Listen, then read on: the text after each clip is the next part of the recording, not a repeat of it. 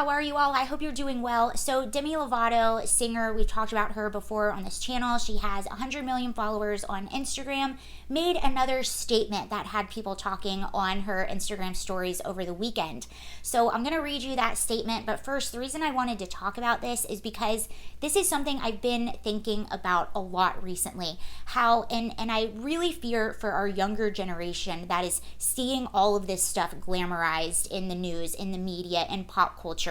But it's this glamorization of victimhood status and blaming the world for your problems. It seems like we're shifting towards that and shifting away from having personal responsibility and personal accountability. So we're going to talk about that a little bit more. And my fear is, when you're blaming everyone else for your problem, when you're not looking within yourself, you are going to live a very angering, miserable life because you cannot control the world. You can't control what other people do. You can't control what other people say. I know this all too well from making YouTube videos. You should see some of the nasty comments you get, but I understand that those people are the ones with the problem and not me. So let's look at what Demi said on Saturday, and then we'll kind of talk about it. So I'm pulling this from the New York Post, and she posted, before I get to what she said, I'll give you a little backstory on Demi Lovato.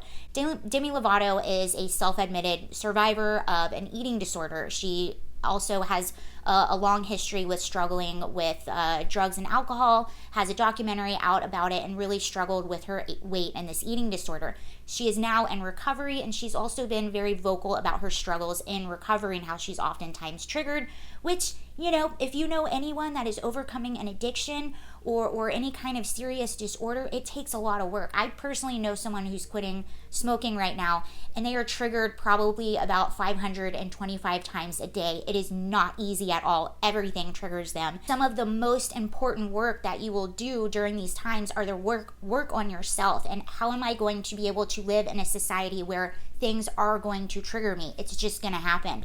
And Demi Lovato, if you remember, we did a video on her a while back where she called out a froyo shop. And this was just, I think, a month ago. She went to this small business in LA, went to go get some froyo, and was triggered because they had diet things.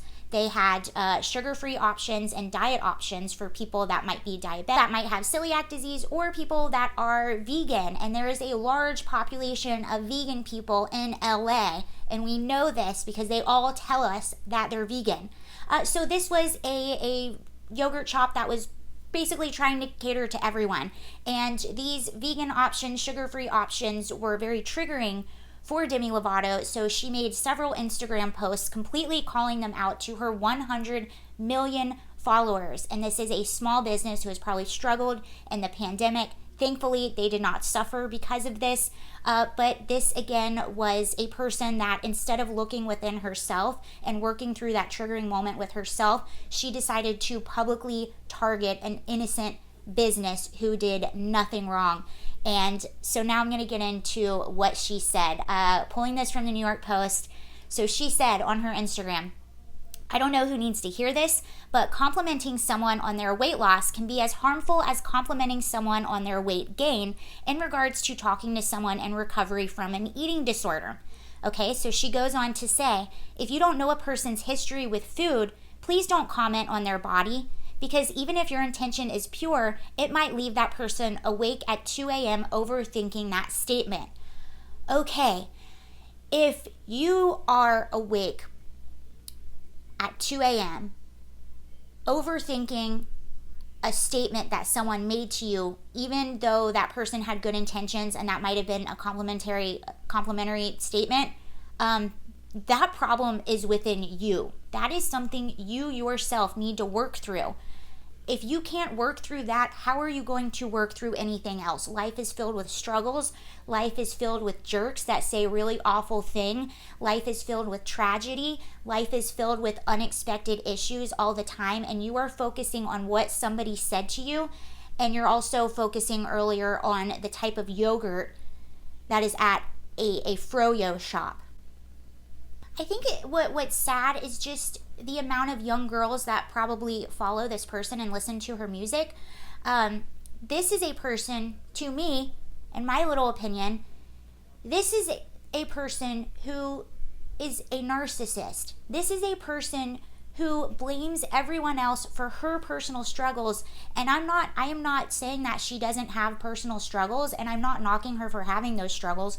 We all do, but it is no one else's fault that you have these struggles, and the world is not going to mold so that you don't ever have to feel bad or sad or triggered. And if you were that obsessed with words that someone says, you have the problem, not that person. I know people personally that think this way, and guess what? They do not have healthy relationships, and they're never happy, and they're never satisfied. This is a miserable way to live. Also, someone who sold on her Instagram diet tea to her young girls that follow her on her social media.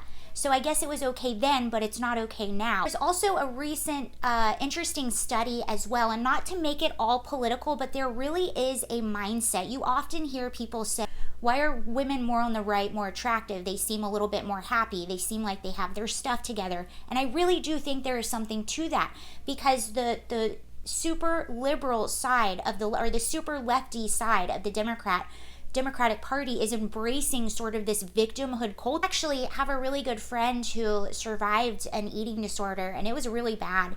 And she talks every day about how she gets triggered by this thing, how she gets triggered by that thing, but she never blames it on society. She talks about it in a way that I am a victor, I am triumphant, and these are the things that I have to go through. There's a recent Pew Research study that said that over 50% of white liberal women under the age of 30 have a mental health disorder. I believe the number of Republican women is 27%, which is still high, but 50%, there is something going on there.